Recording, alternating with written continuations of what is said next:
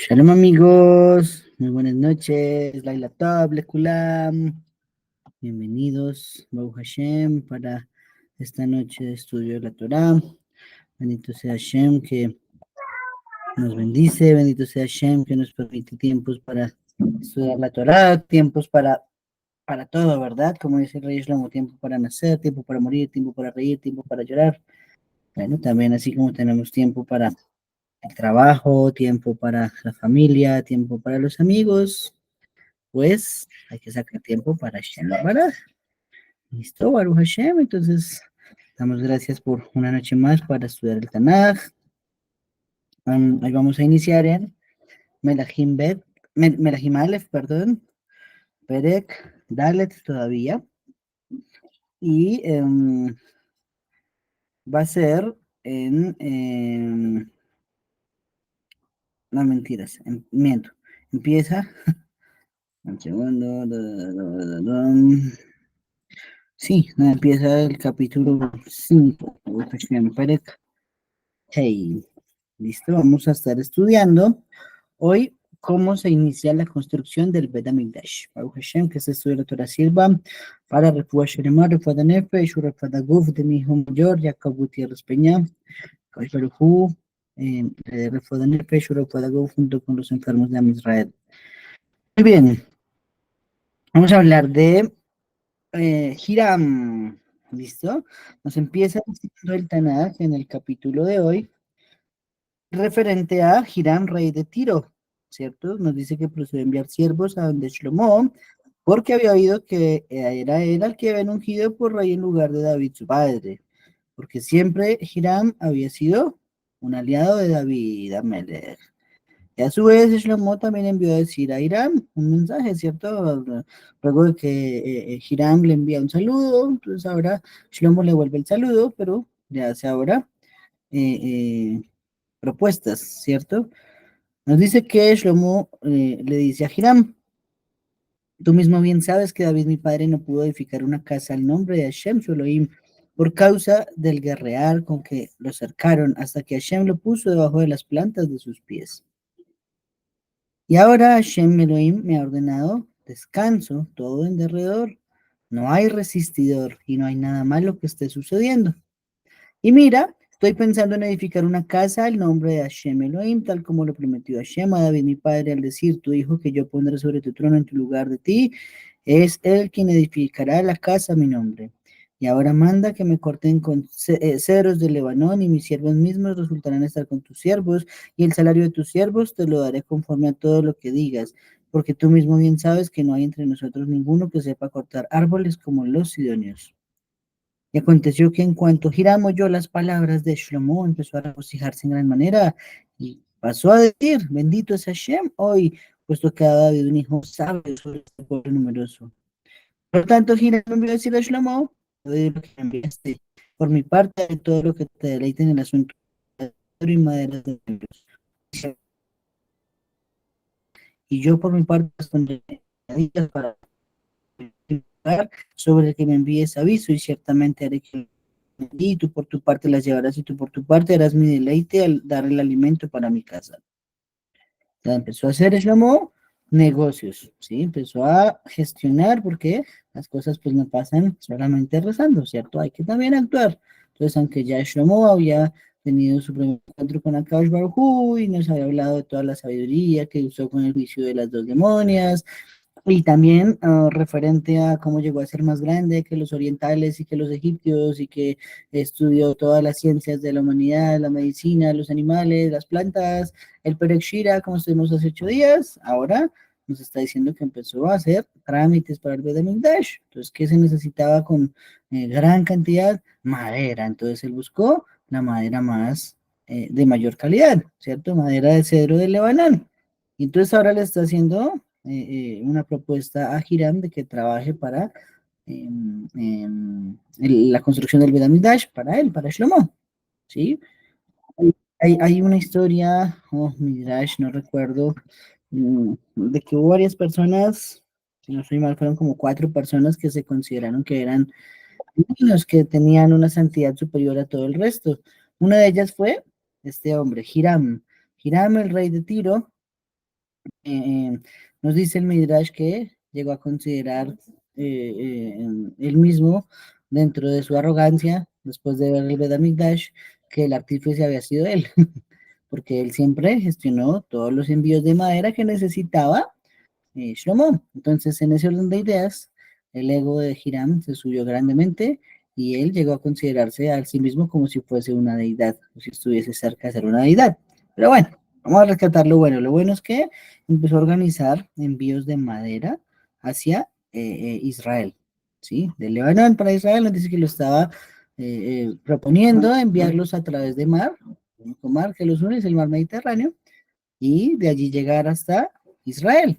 Entonces, ¿qué más nos dice? Nos dice que Hiram se hizo dador de madera de cedro y madera de nebros a Shlomo conforme a todo su deleite. Y Shlomo, por su parte, dio a Hiram 20.000 medidas de coro de trigo como víveres para su casa y 20 medidas de coro de aceite batido. Eso fue lo que Shlomo siguió dando a Hiram año por año. Y Hashem, por su parte, dio a Shlomo sabiduría, tal como le ha prometido, y llegó a haber shalom, a haber paz entre Hiram y Shlomo, y ambos procedieron a celebrar un pacto. Y el rey Shlomo siguió haciendo subir a los de todo Israel reclutados para trabajo forzado, y los reclutados para trabajo forzado ascendieron a 30.000 hombres. Y los enviaba al Lebanón en turnos de 10.000 al mes. Por un mes continuaban en el Lebanón, por 2 meses en sus hogares. Oiga, chévere esa manera de trabajo, ¿no? Trabajar un mes, pero descansar dos. Bacano. Claro, muy sabio Shlomo, pero muy difícil también.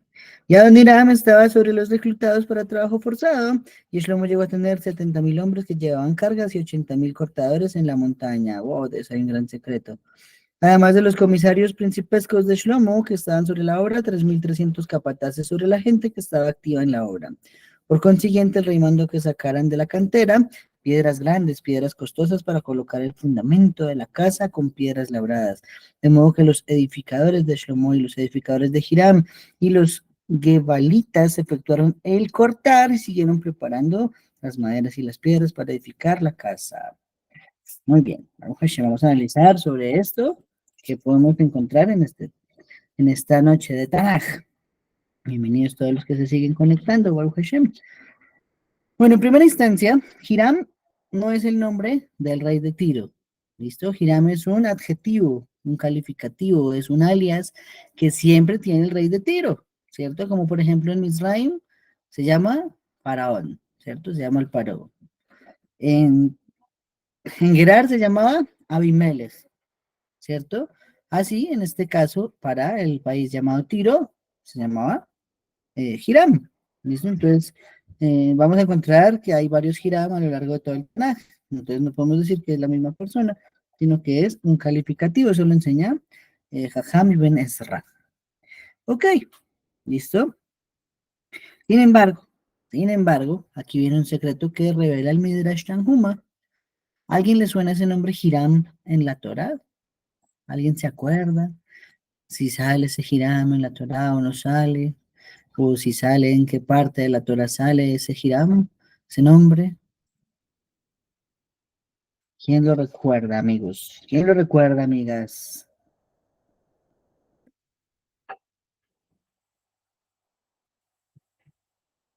Sigue, don Joseph, mi amigo, siga.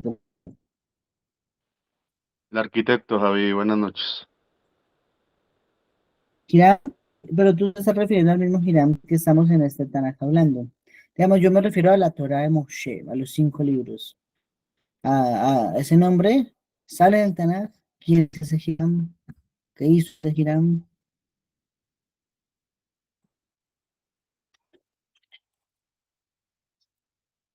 Bueno, ese Hiram, el Humash en la Torah, era el hijo de Yehudá, que nos dice que fue Niva cuando tomó prostituta, pero en realidad Tamar, y después con ese mismo Hiram, mandó el pago hacia esa prostituta que encontró, y pues que era Tamar. ¿Sí? Entonces, en ese orden de ideas, el no había aparecido. ¿Pero qué significa eso? Bueno, el Midrash Tanhuma nos dice que era el mismo Hiram. Eso lo enseñó Rabbi Yehuda Bashi, dijo que ese Hiram es el mismo amigo de Yehudá, que es llamado Jirá el Adulamita en Bereshit 38:12, ¿sí? ¿Y cómo lo deduce él? Bueno, lo deduce de que siempre mostró un especial cariño hacia Yehudá, ¿sí? Por lo tanto, ahora era un amigo de David y siguió siendo un amigo de Shlomo. Pero entonces estaríamos hablando que es una persona que vivió por lo menos unos 600 años, ¿sí? Si lo tomamos desde la perspectiva que da este Jajam en el Midrash Tanhuma. ¿Listo? Pero es un comentario, no es que sea una verdad probada, pero pues lo que sí tendría coherencia sería que seguía siendo muy amigo de Judá y por lo tanto en este caso se vería reflejado ahora en Shlomo y en David. ¿Sí? Muy bien. ¿Qué más tenemos por aquí? Ah,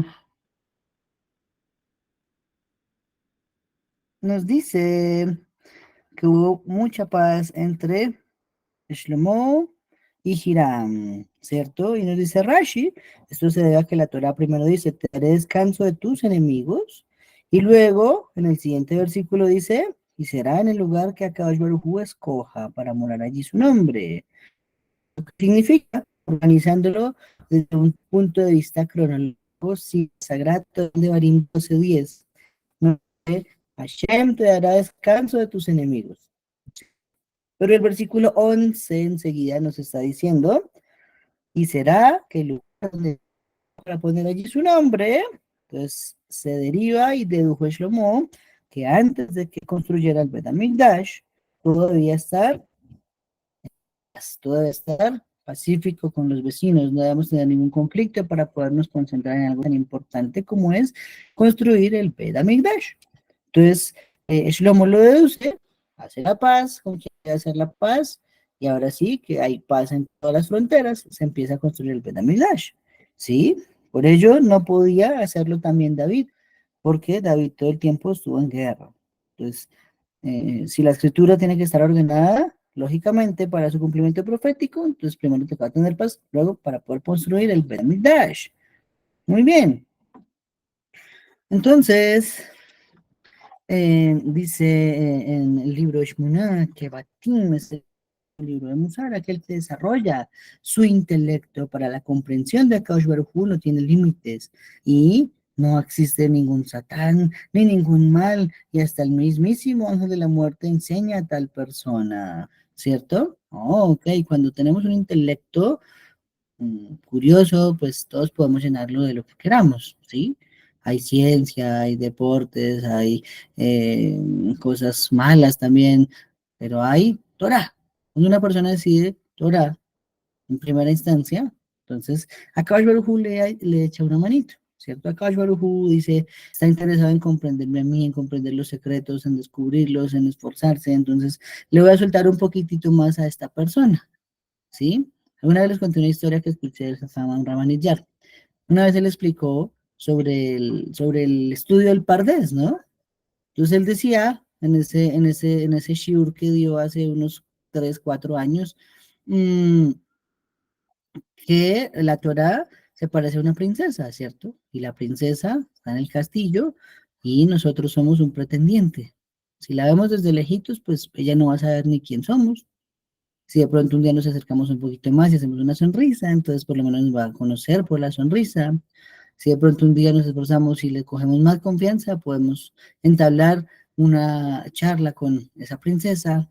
Y si ya tenemos una confianza absoluta, pues terminará casándose con nosotros y revelándonos todos los secretos del reino, ¿cierto? Entonces, en ese orden de ideas, eso es estudiar la Sagrada Torah, ¿sí? La Sagrada Torah.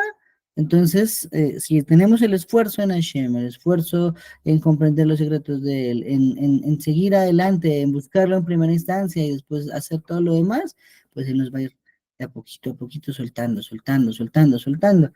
Entonces ese hombre que al final se casará con la princesa, pues va a saber todos los secretos del reino, va a ser una persona importante en el reino. Entonces Shlomo dedicó su intelecto a la comprensión primero a Kaush Baruj Hu. Ya después, también al hombre, claro que sí. Esas cosas hay que vivirlas también. Pero en esencia, primero a Kaush Baruj Hu. Entonces por eso dice, incluso los ángeles vienen y hasta el mismísimo ángel de la muerte le enseña a tal persona. Eso lo derivamos de Matan Torah. Acordémonos que en Matan Torah, la Torah nos menciona por allá en la página 87 del Tratado de Shabbat, que después de que Moshe derrotó a los ángeles, ¿sí? Después de que Moshe los derrotó para que le entregaran la Sagrada Torah a Israel, incluso el ángel de la muerte le enseñó secretos de cómo evitar una, una, una masacre cuando el ángel de la muerte está desatado, y por eso es que más adelante Aarón sale con el incensario y se pone entre los vivos y los muertos y acaba ahí una mortandad de 24.000 Yehudim, ¿sí? Eso se lo enseñó el Malajama, entonces de allí se deriva todo esto. Ok, mm, nos dice Rashi referente a la ubicación, que esto es el actual Líbano. Bueno, eso era en época de Rashi hace 1000 años, pero me imagino que no ha cambiado. Es el actual Líbano. Esta persona Hiram, que no sabemos cómo se llamaba, ¿cierto? O no nos ha dicho todavía el Tanaj cómo se llamaba, sino que Hiram era su alias para ese cargo. Era rey de Sidón y del Sur, o sea, de Sidón y de Tiro. Y se llama Tiro, pero pues el nombre en hebreo es Sur. Sí, muy bien. Entonces, importante también mencionar que esa madera del cedro de Lebanón es tan importante, tan fina, tan, ¿cómo decirlo?, tan de alta calidad, que un sadik es comparado con ella, ¿no? Sadik katamari que eres va Lebanón, ¿cierto? Como los cedros de Lebanón, el justo florecerá como la palmera, se elevará como los cedros de Lebanón, plantados en la casa de Shem, ¿cierto? Oh, entonces, también de por allí, en el Tehilim 92 está encriptado que ese árbol era el más idóneo para poder hacer algo en madera que fuera dedicado para Kadosh Baruj Hu. Muy bien. Entonces, ¿cómo transportaban la madera? Sería esa pregunta. Ya dijimos que iba por el mar, ¿cierto? Pero no se disponían barcos como tal que llegaran y transportaran la madera como los buques que conocemos en nuestra época, en este momento. ¿Sí? No. En ese caso, el comentario de Rashi nos dice que los ataban todos juntos, tronco con tronco con tronco con tronco, ¿cierto? Y los enviaban por el agua, y el agua sola los llevaba hasta Israel. Tremendo, ¿no? Milagros para la construcción del Beit HaMikdash. Hay muchas cosas de aquí para adelante que van a tener unos misterios increíbles, cosas que nunca nos hemos imaginado. Pero es que el Beit HaMikdash era una cosa tremenda, tremenda, tremenda, tremenda. Entonces, para empezar, la madera no necesitaba quien la guiara. La amarraban al mar, la soltaban en el mar y del mar la traía solita hasta Israel. Tremendo, era la obra de Shem. Ok, ¿a dónde llegaban? Barternura dice que llegaban a la ciudad de Jaffa, ¿cierto? Llamada en las traducciones como Jope.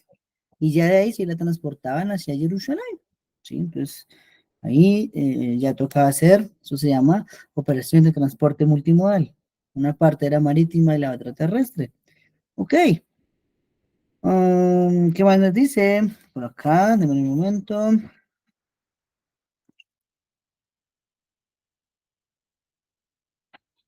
Ok, nos dice que entonces el pago que empezó a enviar Shlomo fue 20.000 medidas de coro de trigo como víveres para la casa de Hiram y 20 medidas de coro de aceite batido. Eso era lo que Shlomo enviaba años tras años a Hiram, ¿cierto? Ok. Nos dice Rashi que eso era aceite triturado con mortero. La verdad, ese comentario sí no lo entendí. Si alguno de ustedes lo entiende, como esto es un estudio grupal, le pediría que sí me explica, porque yo de verdad busqué y no encontré nada referente a que es un aceite triturado. Menos que se refiere a machacar las olivas y ya, pero se refiere a hecho con morteros y no molidos. Hay maneras de extraer el aceite, ¿sí? Ok. Mm, Algo muy importante que señala Rabbeinu Behaye es que Akash Judota de Jochma Shlomo, ¿sí? La palabra que está aquí clave en el versículo 12, que en realidad es el 26, el 4:26, nos está diciendo eh, Shem le dio Jochma a Shlomo, ¿sí? Entonces esa fue la medida que le dio a Akash la sabiduría. Pero esa Jochma fue como si se lo hubiera transferido desde el alma de Betzalel hacia el alma de Shlomo. Precisamente en las parashiot de las últimas semanas hemos estudiado 5 parashiot referente a la construcción del Bet HaMikdash, donde el protagonista de todos los Kelim fue Betzalel, hijo de Hur, de la tribu de Yehudá. Ahora tenemos aquí también a alguien de la tribu de Yehudá llamado Shlomo, que también hace Kelim para ahora la casa de Hashem, que ya no es en tiendas, sino ahora es de piedra, el Bet HaMikdash sagrado. Ok. Así también está escrito en la Torah referente a Oholiab y a Betzalel. Ok. Entonces dice el Ramban, para que la sabiduría esté en en alguien, la sabiduría esté con alguien, debe adentrarse en las esencias místicas de la Kabbalah, para que así la Torah misma esté con él. Muchachos, eso es interesante, ¿no? Yo, yo sé que no estamos en nivel de estudiar a la Kabbalah profundamente, porque eso es delicado también, pero mm, hay que avanzar, ¿sí? No puede ser que conozcamos judaísmo hace 10 años y todavía nos dé miedo estudiar algo de la Cábala, ¿sí? Eso que lo tenga miedo una persona que lleva 2 años, un añito empezando a estudiar Torah, pero nosotros ya somos viejos con versos de cientos de años, de varios años, deberíamos tratar de profundizar un poquito en los secretos de Hashem, ¿sí? Hay que conocer más profundo a Hashem, ¿sí? Porque ahí sí, como dice en una película, ¿vamos a las ligas mayores o nos quedamos en la infantil? Pues quedarnos en lo literal, pues es infantil, en realidad es infantil porque cualquier niño coge la Torah y la lee y ya no hay problema. No, hay que adentrarnos más profundo a ver qué es lo que nos quiere decir la Torah. Entonces, dice el mismo Ramban, el Ramban, este es Nachmanides, para que la sabiduría esté con alguien, tiene que entrar a las enseñanzas de la Kabbalah y la Torah estará con él. Voy a contar que estas noches, bueno, yo casi no duermo, mm, me despierto en las noches y estudio. Ah, estuve el jueves y el viernes, hace una semana pasada, estuve tarareando un salmo que es el 134. Iné, Barejú de Adonai, Kolab de Adonai, ¿cierto? Mirad, bendecid a Hashem, todos los siervos de Hashem, los que en la casa de Hashem por las noches están, ¿sí? Levantar las manos al santuario y bendecid a Hashem, te bendiga Hashem desde Sion, el creador de los cielos y la tierra. Ese es todo el salmo, 134. Y en hebreo me encanta una versión que conozco, Iné, Barejú de Adonai, ¿cierto? Oh, bueno, hasta ahí lo dejé porque volví a escuchar esa canción después de como unos 10 años que no la escuchaba. Llegó Shabbat, ¿sí? Y bueno, me dormí temprano, la verdad, como a las 8:30, 9 ya estaba durmiendo, pero me desperté a la medianoche. Abrí el Zohar al azar para Shabbat y perdón, para Shabbat Kudei, que era todavía la del Shabbat pasado. Y me encuentro donde abro al azar una hoja de para Shabbat Kudei y decía, ¿qué significa el Salmo 134? Yo, tremendo, ¿no? Así las cosas que uno vive en el día, Hashem se las responde en un libro y uno no se da cuenta.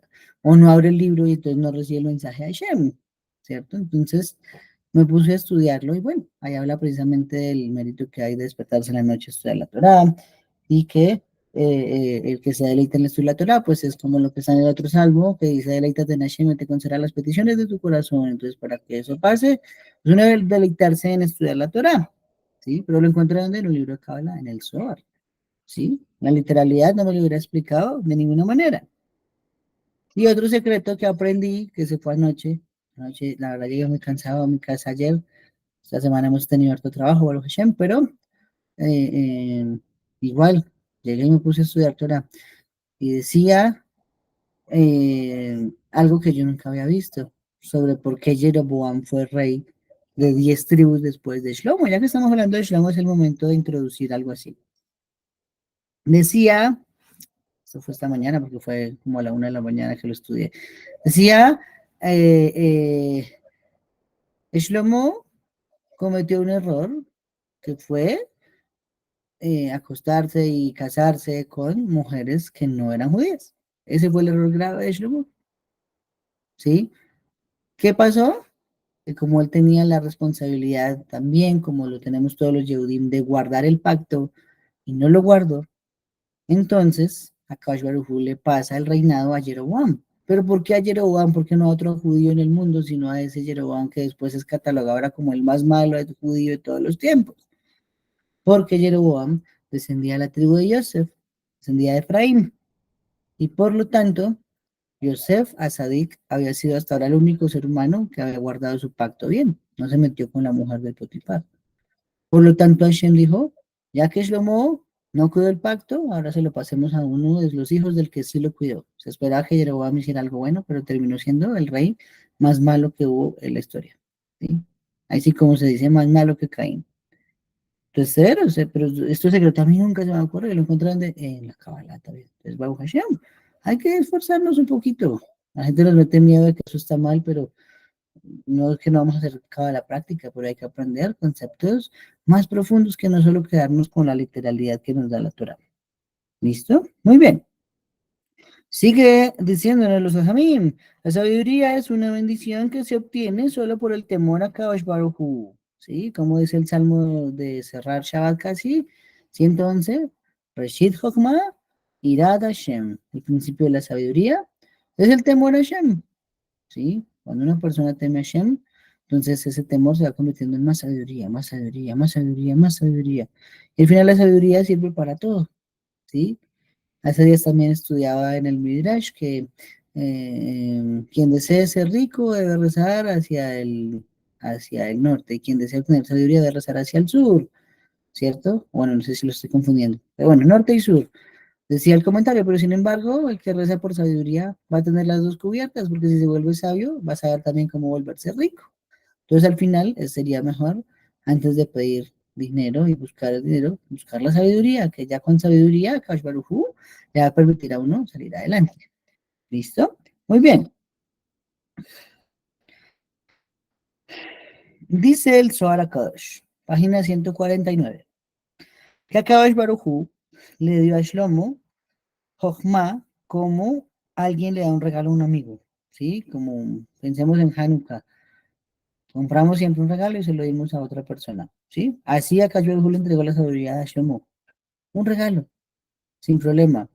Pero dice el Zohar, ni siquiera la generación del desierto, la que recibió la Torah, Kedoshá, llegó a tal nivel de sabiduría como el que llegó Shlomo, ¿sí? Yo le dije que ahí hay una majloje de los sabios sobre si fue más sabio que Moshe Rabbeinu o no. Yo creo que no. Creo que Moshe es otro nivel diferentísimo. No se puede entrar a comparar acá. Se podrá comparar con Aarón y con Shmuel, pero con Moshe no. Pero sabemos que esa generación que recibió la Torá fue la generación más kasher, por eso fue la que recibió la Torá, ¿sí? Esa generación que percibió la Shejinah, ahí pasando el Yam Suf, después vio la revelación de Hashem en el monte Sinaí. Eso fue por unos méritos grandes, grupales que tenían todos también. Eso no fue así una casualidad. Fueron los que pudieron recibir la Torah. Nosotros no tenemos ese mérito, ¿cierto? Entonces, Shlomo, tantas generaciones después, superó incluso la sabiduría que pudieron llegar a percibir quienes recibieron la Torah de Boca Hashem. Tremendo secreto que nos da el Zohar allí. Muy bien. El impuesto que se le puso al pueblo, entonces, ahí nos empezó a mencionar, ¿cierto? ¿Cuántos trabajadores tenía Shlomo? Nos dice que los reclutados para el trabajo forzado ascendieron a 30.000. Entonces dice Rashi, ese era el impuesto a cargo del pueblo. Todo el pueblo tenía que poner de acuerdo a su capacidad, pero tocaba cubrir 30.000 personas para que pudieran trabajar 10.000, 10.000, 10.000. ¿Sí? Cada mes 10.000 y 2 meses descansando. Ahora bien, el Orahaim dice que esos 30.000 estaban, en realidad era designados sobre la fuerza total de trabajadores, o sea, nos dice que no eran 30.000 los trabajadores, eran solo los supervisores, los 30.000. En realidad los trabajadores mencionó más adelante que eran 70.000 y 80.000, ¿cierto? Dice 70.000 hombres que llevaban cargas y 80.000 cortadores en la montaña. Eso significa que entonces en realidad los trabajadores eran 150.000 personas. ¿Sí? 150.000 personas. Eran 70.000 que transportaban las cargas, 80.000 que extraían de las canteras, de la madera, del oro, de todas las cosas, de todas las minas que se utilizaron. ¿Sí? Ok. Y nos dice que esos 30.000, dice, sigue siendo el Orahaim Akash, fue el faraón quien los designó como guías para Israel porque ellos eran ingenieros calificados. En cambio, Israel en ese campo eran un novato. Entonces, no significó una degradación. O sea, esos 30.000 supervisores no eran Yehudim, es lo que nos dice Dora Jaime Kadosh. Esos 30.000 supervisores venían de Misraim y eran ingenieros calificados de la Universidad del Cairo. ¿Sí? Entonces, en ese caso, estos ingenieros no se sintió por parte de Israel como que estaba haciendo una degradación que llegaran los extranjeros a dirigir las obras, no. Al contrario, los egipcios tenían tremendas edificaciones, ¿sí? Como se sabe todavía incluso hoy en día en las ruinas, y por lo tanto estaban mejor calificados que Israel para hacer un servicio, ¿sí? Se parece un poquito a esas leyes, por ejemplo, del pan goy. Si el pan del goy es más rico, la halajá dice que se podría llegar a comer, no habría ningún problema que el del judío, ¿sí? Y sí, está de acuerdo. En este caso, el egipcio tenía más capacidad de hacer un edificio que un judío, porque nosotros no teníamos experiencia en ese campo. Ahora es diferente, ¿no? Que ahora cada yehudí en cada área del mundo es lo más grande que hay. En la economía, en la ciencia, en la investigación, en la medicina. Siempre los judíos vamos adelante. Muy bien. Mm, entonces ahora pensemos, ¿no? Si nada más para mantener la casa de Hashem y los supervisores había que tener un salario de 30.000 personas, ¿sí? Uy, es que eso es mucho dinero cada mes, porque los que descansaban no es que se descansaban y no les pagaban por no trabajar, igual les seguían pagando su sueldo en la casa. ¿Eso qué significa? Nos dice Rashi, este es el motivo, este es el impuesto, muchachos, por el cual se formó el polvero en la época de Roboam. ¿Sí? Cuando le dijeron a Roboam después de la muerte de Shlomo, tu padre hizo muy duro nuestro yugo. Eso significa que se agobió al pueblo con impuestos altísimos para poder construir el Bet HaMikdash. Sin embargo, ya después de construidos esos impuestos no bajaron. Entonces, por eso el pueblo llegó a pedirle a Roboam, hijo de Shlomo, venga, señor, ¿no? Dame un favor, que ya construimos la casa de Hashem, ya podemos bajarle un poquito al impuesto. No, no le quisieron bajar el impuesto y por lo tanto 10 tribus dijeron, chao, nos vemos Israel. ¿Mm? Muy bien, nos dice la Gemara, Masejet que tuvo 62a, basado en esta enseñanza de que un mes estaban trabajando y 2 meses en la casa, ¿cierto? Rabbi Yohanan Ben Zakkai enseñó que un hombre puede estar un mes en la casa de estudio sin permiso de su esposa y luego debe regresar y estar 2 meses con ella. ¿Sí? Entonces se está refiriendo a que tuvo, habla obviamente de matrimonios, ¿sí? De las que tuvo de escrituras, de documentos.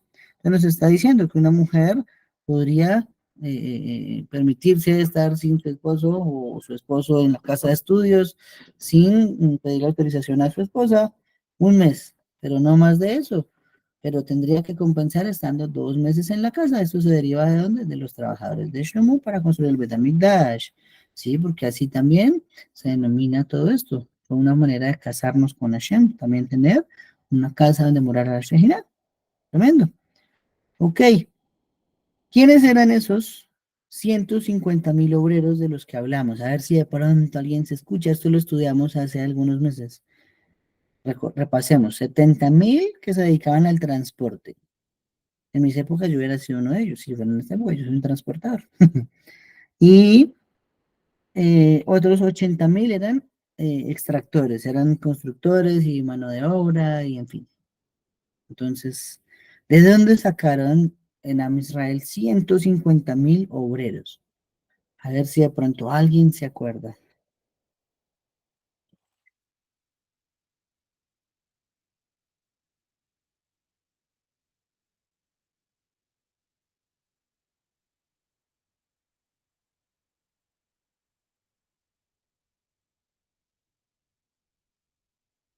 ¿Nadie se acuerda, muchachos? ¿Qué pasa? ¿Qué pasa? ¿Qué pasa? Bueno, vamos a recordar. Al final del libro de Shmuel, Bet, el Tanakh nos está mencionando que en los días de David hubo un hambre que duró 3 años.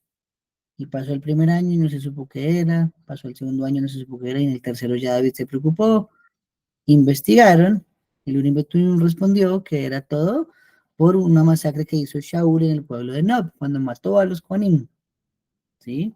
A través de Doeg el Edomita. Entonces resulta que esos del pueblo de Nob, nos dice que estaban muy, muy, muy rencorosos y que entonces le pidieron a David que si quería el perdón para que se acabara también el hambre, pues tenían que darle a cambio a unos hijos de Shaul, ¿sí? ¿Para qué? Para que ellos hicieran justicia. Si no estoy mal, eran 9 hijos de Shaul que pidieron a cambio de 9 que mataron del pueblo. ¿Sí? Entonces, ¿qué pasó? Que David consultó, Hashem le dijo que sí, que hiciera caso a lo que ellos estaban pidiendo, que era totalmente justo. Pasaron a todos los hijos de Shaul, menos a Mefiboshet, por frente a la Arona Kodesh, y la Arona Kodesh fue quien seleccionó quienes iban a ser sacrificados por ese pueblo. Nos dice que los colgaron, y que duraron colgados incluso desde Pesaj hasta casi llegado Rosh Hashanah. Después de eso los enterraron, pero que en realidad eso no constituyó una violación a la Torá, porque la Torá dice que no se puede dejar a alguien colgado de un día para otro en un madero, ¿no? En este caso se volvió un Kiddush Hashem. ¿Por qué? Que todo el mundo llegaba a preguntar y decía, bueno, ¿y estos que están colgados ahí qué?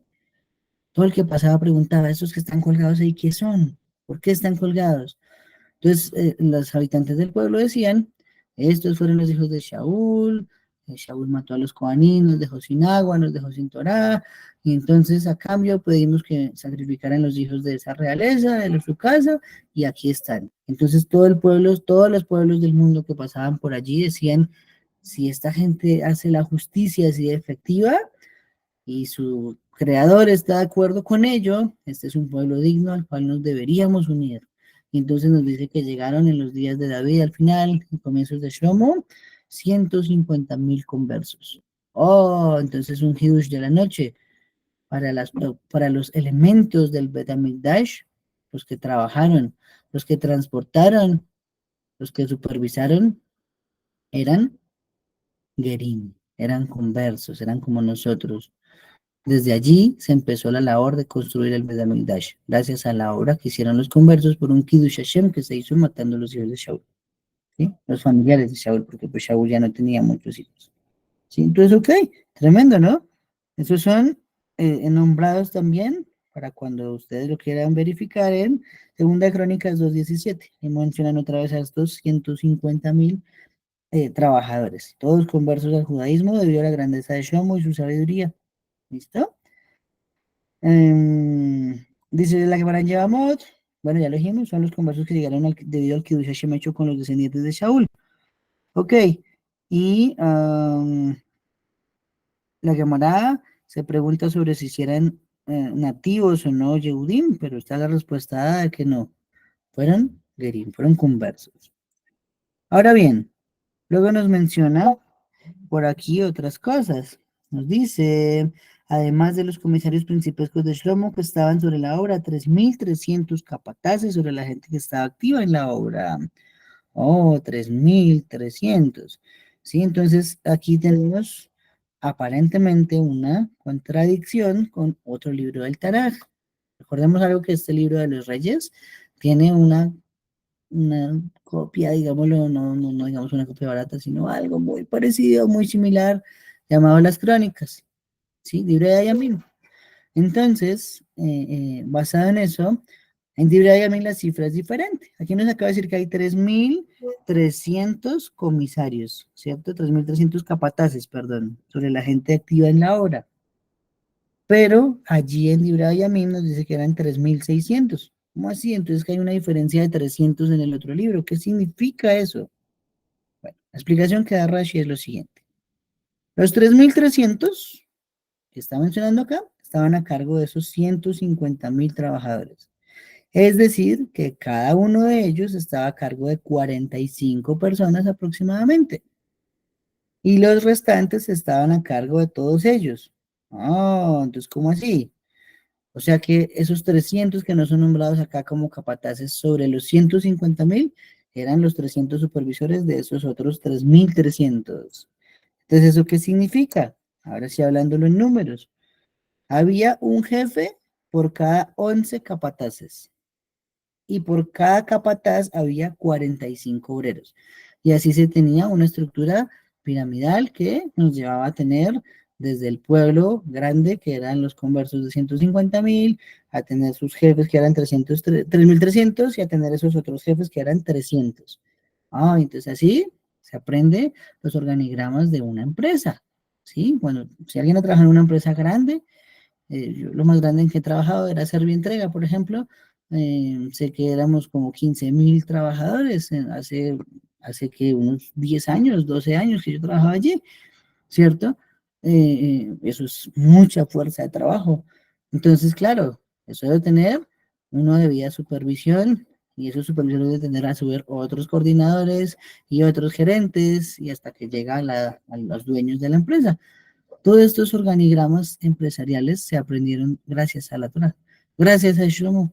Shlomo fue el que diseñó. No vamos a dejar aquí a la topa telondra a todo el mundo. Entonces, diseñó que estas eran las cifras adecuadas para un óptimo trabajo. Y si lo dijo el más sabio de toda la humanidad, pues yo creo que están bien medidos. ¿Sí? Ejemplo, en los call centers, siempre hay un jefe por cada 30 personas, más o menos. Sí, bueno, vea, ahí están las cifras, se sacaron también de la Torah aproximadamente. En la Torah daban 45 personas, ahora son un poquito menos, pero eso es difícil manejar personal. Ok, ahora nos sigue diciendo el versículo 17, el rey mandó que sacaran de la cantera piedras grandes, piedras costosas para colocar el fundamento de la casa con piedras labradas. Entonces aquí hay una diferencia muy importante. Ayer me enseñaba mi amigo Daniel referente a la Megilá, en la Megilá Esther, que ya estamos próximos a Purim, Baruch Hashem, nos menciona de dos maneras al rey. En una dice Amelech, y en otra dice Amelech a Hashverosh, ¿cierto? El rey, por un lado, y por otro lado el rey a Hashverosh. Cuando se refiere al rey a Hashverosh, pues literalmente está hablando de quién fue el rey a Hashverosh. Pero cuando dice Amelech, se está refiriendo es al rey de reyes, a Hashverosh. ¿Sí? Bueno, entonces asimismo, para que entendamos una comparativa con Masejet Sotá, nos está diciendo que cada vez que en el Tanakh se nombre que se separó para la casa y no se especifique cuál casa, no se está refiriendo a la casa de Hashem. Entonces nos está diciendo, ¿qué nos quiere decir acá? Que Shlomo también a la par estuvo aprovechando toda su fuerza de obra para también poder hacer en una menor escala de afán y de precisión una casa privada para él, ¿sí? Su palacio personal. Y está refiriendo, decimos en esta página 48b, es el fundamento de la casa propia del rey Shlomo, ¿sí? Porque para el efecto del Bet HaMikdash, de hecho, no se cortaban piedras en canteras. ¿Cómo se cortaban? Pues con el shamir. Todos sabemos la historia del shamir, del gusanito. Entonces esto se está refiriendo es a la casa de Shlomo. ¿Listo? Y eso nos explicaría por qué se demoró tanto, ¿cierto? Porque fueron 7 años que entró el Bedamigdash. Y pues, 7 años son 7 años. Yo sé que aunque no había tecnología y era un edificio magnífico, pues 7 años tal vez no se hubiera demorado una construcción en esa época. Pero pensemos en el pobre Shamir. ¿Cómo hacía el pobre Shamir para producir todos los días y todos los días y todos los días? También se cansaba el gusanito.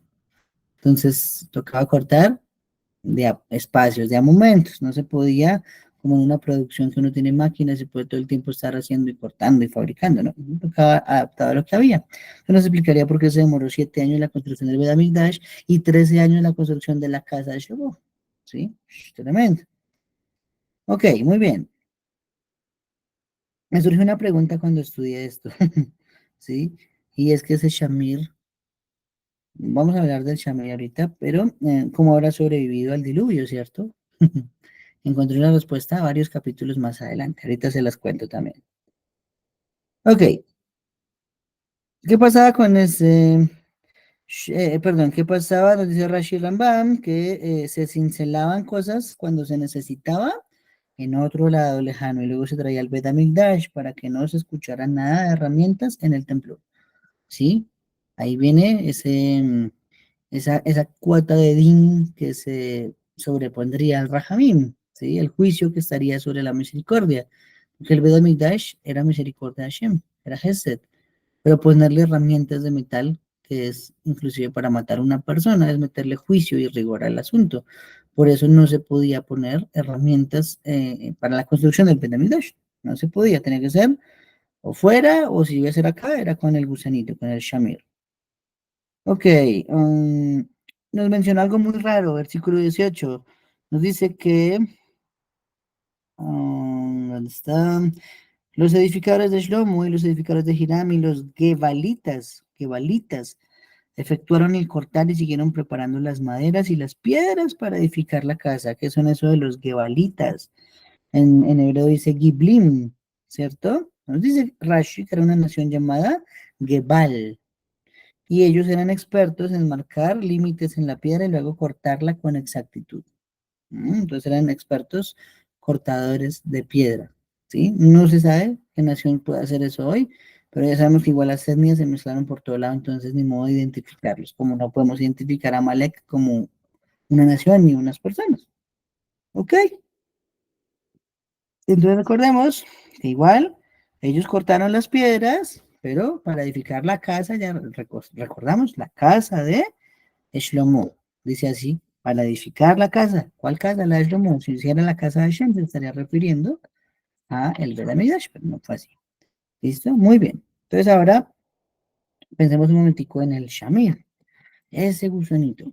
Vamos a contar acá la historia que nos da el Midrash y nos da la Gemara. Nos dice que Shlomo, pensando precisamente en construir el Beit HaMikdash, tuvo presente toda la Torah. ¿Sí? No se podía saltar nada para poder hacer el Beit HaMikdash. Entonces, ¿qué pasó? Que llega y empieza a estudiar. Empieza a decir, bueno, entonces aquí nos dice que no se puede utilizar herramientas para construir la casa de Hashem. Entonces, ¿cómo voy a cortar yo las piedras para poder hacer este edificio tan magnífico? ¿Cierto? Se preguntó Shlomo. Entonces se fue y estudió la Torah y encontró que la Torah nos dijo en todas estas parashiot que se grabó con bajo relieve en las piedras del pectoral del Cohen los nombres de las tribus de Israel. Entonces él se fue y consultó a los Kohanim. Le dijo, bueno, señores Kohanim, ¿cómo hacen ustedes o cómo hicieron cuando se tallaron las piedras del Hoshen HaMishpat? ¿Cierto? Entonces ellos le respondieron, "Mm, se usó un gusano, pero nadie sabe dónde está su ubicación. Entonces aquí empezó a hacer uso de Shlomo de sus habilidades, de su sabiduría. Entonces, ¿qué pasó? Sabemos que Shlomo podía dibujar un pentagrama y capturar allí demonios, ¿cierto? 7 demonios nos dicen los Jamín que capturaban cada pentagrama y los ponía a trabajar también para construir el Bet HaMikdash. Ese es un secreto también. Ustedes han visto las piedras del cótel. Sí, y si no, mírenlas, busquen ahorita una foto del cótel. Esos bloques que hay abajo son una cosa brutalmente grandes, grandes, grandes, que no sería posible moverlos en ese momento con la tecnología que había. ¿Sí? Eso que nos enseña que solo tuvieron que mover fuerzas diferentes a nosotros los seres humanos. Y ahí es donde están las explicaciones de que incluso el mal se puso al servicio del bien. ¿Y qué es lo que debemos nosotros hacer? Todo lo malo y negativo, llamémoslo demonios, debemos ponerlo al servicio de lo divino. Eso lo hizo Shlomo poniendo demonios a construir también el Bet HaMikdash. Fuerte. Entonces, claro, pero capturar 7 demonios eran demonios básicos. Sí, eran demonios normalitos, digámoslo. Así por llamárselo de una manera. Cuando capturó a varios de ellos, les preguntó, ¿dónde está el Shamir? Ustedes tienen que saber, ¿dónde está el Shamir? ¿Dónde está el gusanito para cortar esas piedras como lo hicieron en el desierto, en el Mishkan, y ahora los necesito para el Bet HaMikdash? Entonces ellos le dijeron, nosotros no sabemos, eso lo tiene el rey de los demonios. Los demonios también tienen un rey, ¿sí? Ok, entonces, ¿dónde lo encuentro? Le revelaron la ubicación de dónde se encontraba ese demonio.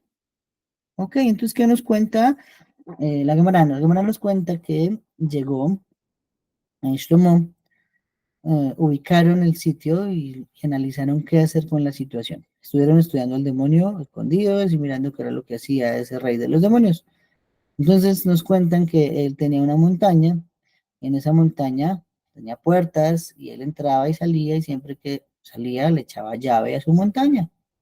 No, eso parecía como la película del Hobbit, que tenía montañas con puertas y con llaves, ¿cierto? Y entonces, ¿qué sucedió? Que empezó Shlomo a maquinar y dijo, ¿qué vamos a hacer? Entonces se le ocurrió una idea y dijo, vamos a abrirle un hueco a la montaña por la parte de abajo para que baje el nivel del agua que hay dentro de ella. Y vamos a abrir otro hueco por arriba para introducir en ella vino. ¿Qué hacía el demonio? Todos los días entraba a la montaña, tomaba agua, tomaba agua, tomaba agua y se salía. Sí, eso era lo que hacía, saciarse. Acordémonos de algo muy importante y es que los demonios se parecen en tres cosas a nosotros. Una es precisamente que mueren también con nosotros, como nosotros, nacen y mueren. Otra es que se reproducen como nosotros, igual. Y la tercera es que comen como nosotros, ¿cierto? En esas tres cosas se parecen a nosotros. Así que ellos necesitan alimentarse. Parte de ellos por lo que hacemos Mahi Maharonim antes de hacer Birkamazón, ¿sí? Para darle su parte a ellos también, que es lo correcto. Ok, y entonces él envía a Benaía, Ben Jehoiada, Benayahu, le dice, vaya, por favor, y haga esto. Pues llegó Benayahu, perfora la montaña, por abajo, baja el nivel del agua, abre por arriba otro hueco, le echa vino y tapa y tapa. Se van a esconder otra vez. Cuando regresa el rey de los demonios otra vez a su montaña para tomar su agua todos los días, él empieza a mirar y ve que eso es vino, ¿cierto? Pero ve que toda la montaña está intacta, que nadie más tiene llaves, nadie tiene copia de seguridad. Entonces, bueno, él dice, no, yo tengo mucha sed. Se puso a tomar, a tomar, a tomar, se emborrachó. Entonces lo pudieron capturar. Tenía una cadena y en la cadena tenía también tenía un anillo, perdón, Benayahu, y tenía el Shema Meforash, y con ese anillo pues se podía dominar a ese demonio. ¿Sí? Hay varias cosas que pasan en el camino. La verdad es que los tengo anotados en otro lado y no los tengo referenciado en este momento. De que en el camino el demonio le enseñó a todos muchas cosas sobre la vida, ¿sí? Sobre personas que siguen vanidades, sobre cómo hacer el bien, sobre las que reciben recompensa en este mundo y en el otro. Bueno, cuando los lleguemos, porque eso va a estar más adelante en los temas, ahí se los leo bien ese pedacito. Pero bueno, siguieron andando, llegaron hasta Jerusalén, allá donde Shlomo, ¿cierto? Y Shlomo empezó y tuvo que torturarlo mucho para que el demonio al final le revelara la ubicación del Shamir. ¿Qué le reveló? Le reveló que estaba a resguardo del águila que estaba en el pico más alto. Pues ahora otra vez hacer toda una operación logística para poder encontrar ese Shamir. Entonces se van, encuentran al águila, encuentran sus pollitos y ahí se le ocurrió la genialidad a Benayahu. Él dijo, bueno, si tenemos este, esta águila y tiene unos pollitos, esperemos que se vaya del nido, le ponemos encima una, ¿cómo decirlo? Un jarrón de cristal, ¿qué le decimos? Una coquita en Colombia, no sé cómo le dan en otros países. Una coquita de cristal, y cuando llegue, pues ella tendrá que traer el shabir, porque como va a entrar, no va a poder entrar. Entonces quedó como una cúpula de plástico, de cristal, perdón, cubriendo a los aguilitas chiquitas. Cuando llega mamá águila, efectivamente no puede entrar a donde ellos. Toca y toca y toca, y eso es un cristal que no se rompe. Entonces ella va, trae el shamir, ¿cierto? Eh, em, y empieza a romper el cristal. Cuando eso sucede, entonces sale todo el ejército de Israel, el águila sale espantada obviamente del susto, el shamir queda ahí y se puede capturar. Y gracias a esa acción y a todo este efecto dominó, se pudo construir el Betamigdash, ¿sí? Más adelante van a dar más historias sobre el shamir, por ahora vamos a dejarlo hasta ahí. ¿Listo? Entonces ahí tenemos cómo se empezó todo, los preparativos, desde la madera, desde la fuerza de los ingenieros, desde los supervisores, los capataces y los obreros. Y que aunque nos parezca raro, quienes ayudaron más para construir el Betamikdash fueron conversos. ¿Sí? Entonces, Baruch Hashem, que tengamos ese mérito de construir siempre para Hashem, que tengamos el mérito de hacer de nosotros mismos un Bet HaMikdash donde resida la Shejinah, de nosotros mismos mejorar nuestras midot, de mejorar nuestras acciones, de incrementar nuestros estudios de la Torah, y que así de a poquititos nos vayamos construyendo hasta volvernos un templo para que more allí Hashem también. ¿Listo? Muchachos, quisiera saber si hay alguna pregunta, si hay algún comentario sobre todo esto que hemos estudiado en esta noche.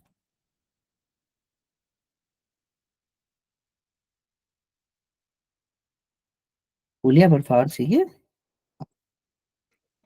Buenas noches con todos, saludos.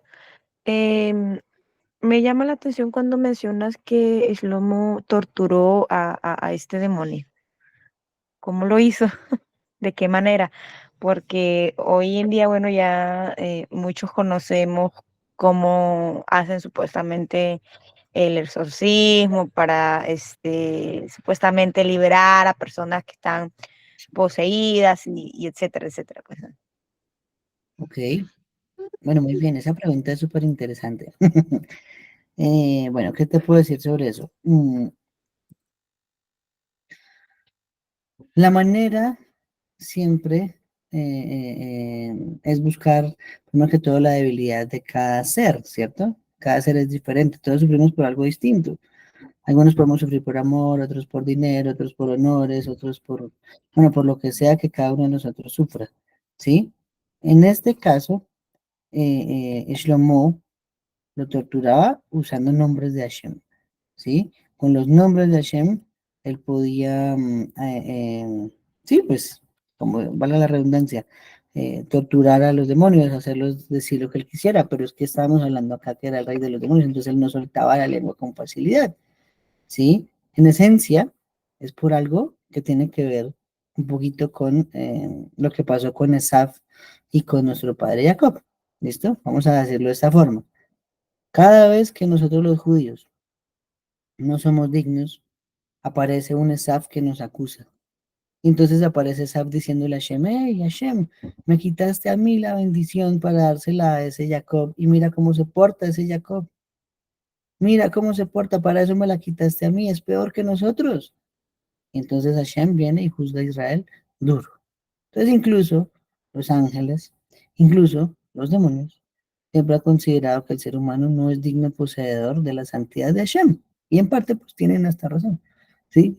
Porque la raza humana es bien difícil, bien difícil, bien difícil. Entonces, ya sabemos por un lado que los malajim se opusieron a la entrega a la Torah. Ahora aquí estamos viendo que también los demonios se oponían a la construcción del Bet HaMikdash, hasta que Shlomo los pudo dominar y ayudaron incluso.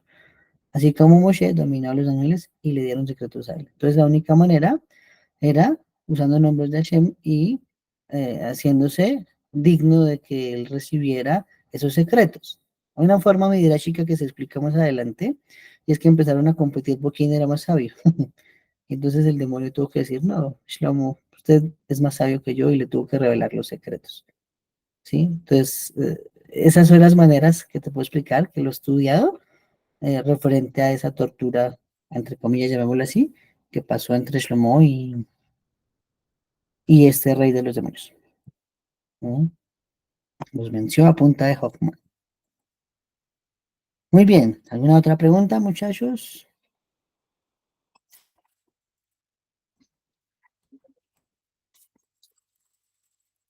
Creo que no hay más preguntas. Bueno, amigos, entonces nada, desearles a todos la top. Baruch Hashem, vamos a vernos mañana, 8 p.m. Esperen que hay unas cosas en el chat que no he visto en el momento. ¿Qué tenemos por acá en el chat? Buenas noches a todos. Mi querido Joseph, buenas noches. El link de este show, ok. Es listo, apenas lo suba, yo no les envié los links de la semana pasada, yo subí los videos el viernes, pero me olvidé enviarlos, ya se los envió apenas acabamos acá, los de la semana pasada, los de esta semana los subiré, yo creo que también el próximo viernes, Baruch Hashem. Y preguntan también, ¿dónde Israel Shamir está oculto o se extinguió? ¿Eso será cuando llegue el Mashiach? Esa es una pregunta brava, ¿no? Porque se perdió mucho rastro del Shamir. Ya sé cómo lo transportaban, pero es para unas clases más adelante que lo veamos, entonces pues no se los cuento hoy, ¿sí? Sé que debe estar todavía por allí oculto, puede ser que un día aparezca, pero entonces viene ahí un backlog de si será útil para cuando aparezca otra vez o el Bedamidash o se va a reconstruir, porque hay dos opiniones, ¿no? Una es que tocará reconstruirlo igual que lo hizo Shlomo, igual que lo hizo Ezra, pero hay otra que es del Midrash Rabbah con una unas pruebas impresionantes y es que no, que ese Bet HaMikdash va a bajar del cielo. Entonces no sería necesario usar un shamir. Pero como no sabemos qué va a pasar hasta que pase, entonces seguiremos en la duda. El shamir está por ahí oculto, parecerá si nos toca construir otra vez el Bet HaMikdash desde cero. Si no, entonces el Bet HaMikdash llegará solo desde el cielo, para decirlo de alguna forma, pero pues el shamir no nos será de ninguna utilidad en ese momento, para nada, porque no necesitaremos cortar ninguna piedra. Ahora, incluso no sé si en esta época, por ejemplo, la pregunta que nos hace Pinjas, mm, si no hay Shamir, pues se podría perfectamente con rayos láser cortar, y aún así no se estaría violando la alhaja. La alhaja por ello es que sea con herramientas de metal. Entonces, teniendo rayo láser y con más precisión hoy en día, podríamos cortar la piedra mucho mejor. Es mi opinión personal. No es que lo digan los a mí, pero es mi opinión personal. ¿Listo? Bonita pregunta. Muy bien. Bueno, amigos, los dejo todos a descansar. Laila Tableculam, nos vemos nuevamente mañana. Yo les informo al mediodía si vamos a tener estudio de Pardes o si vamos a tener estudio de Tanaj otra vez. Sí, depende de algo que estoy organizando yo internamente, pero solo hasta el mediodía les dejaré un mensajito en el grupo del WhatsApp. Y si algo, pues esto que estudiamos hoy, pues, podremos seguirlo mañana ampliando con el siguiente capítulo. Si no, entonces mañana estudiaremos como acostumbré Pardes. ¿Vale? A todos, Laila, Tableculam, Shalom, Shalom Aleichem, amigos.